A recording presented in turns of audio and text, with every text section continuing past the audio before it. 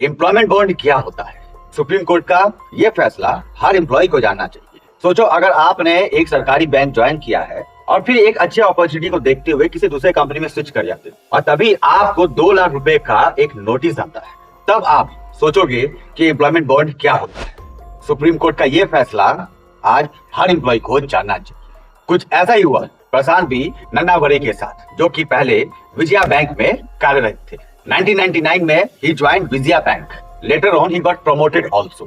But this government bank had kept a condition that you may not be able to leave the company before the maturity of 3 years of service. आप bank नहीं छोड़ सकते हो अगर आपने ये position लिया for upcoming 3 years.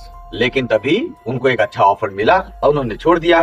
छोड़ने के बाद बैंक ने उन्हें 2 लाख का नोटिस भेजा। अब प्रशांत भी करते क्या? पहले तो प्रेशर में आकर उन्होंने 2 लाख रुपए दिया, लेकिन फिर उन्होंने इस एम्प्लॉयमेंट बॉन्ड के अगेंस्ट आवाज उठाने की कोशिश की और प्रशांत अपने राइट्स को जानते हुए हाई कोर्ट में आवाज उठाया और वहां पर उनके बॉन्ड को अनकॉन्स्टिट्यूशनल घोषित किया गया। बट विजया बैंक ने यह केस सुप्रीम कोर्ट तक लेके गए। वहां पर प्रशांत का आर्गुमेंट था कि यह बॉन्ड आर्टिकल 14 एंड 19 के अगेंस्ट है और यह ट्रेड करने से रोकता, रेस्ट्रेंट ऑफ ट्रेड, और उनके लिए ये 2 लाख रुपए एक पनिशमेंट है। वहीं विजया बैंक का कहना था कि यह कोई पनिशमेंट नहीं है, ना ही एम्प्लॉय को कोई नया प्रोफेशन स्टार्ट करने से रोकता है। एम्प्लॉयमेंट बॉन्ड एक सिक्योरिटी है कि अगर गिवन टाइम तक एम्प्लॉय वहां पर नहीं रुकता है और मैच्योरिटी खत्म होने से पहले ही निकल जाते हैं, तो जो कॉस्ट उनका उनके रिक्रूटमेंट प्रोसेस में गया, जो कॉस्ट उनको ट्रेनिंग देने में गया, बैंक उसे वापस लेती है। बैंक उसे लिक्विडाइज करना चाहती है। बैंक का अपना तर्क एक तरफ, प्रशांत का अपना तर्क एक तरफ एम्प्लॉयर, एक तरफ एम्प्लॉय।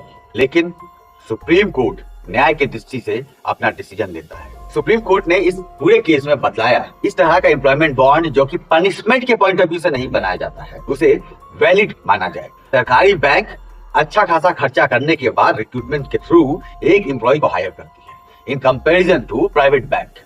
इसीलिए अगर एम्प्लॉय ने किसी पर्टिकुलर पोजीशन को ज्वाइन करने के लिए कोई बॉन्ड साइन किया है, वो अपने मर्जी से उसको एक्सेप्ट किया और साथ ही साथ यह पूरा जो बॉन्ड है यह किसी भी रूप में एम्प्लॉय को न्यू ट्रेड, न्यू प्रोफेशन या फिर पनिशमेंट के रूप में नहीं लिया गया है। तो यानी एम्प्लॉयमेंट बॉन्ड वैलिड है according to honourable Supreme Court of India in the judgement of Prashant B. Nannavare versus Vijaya Bank. If number 1, the employment bond is not linked for stopping enjoying any kind of profession, trade or business. Employment bond is not illegal if it is not for a punishment.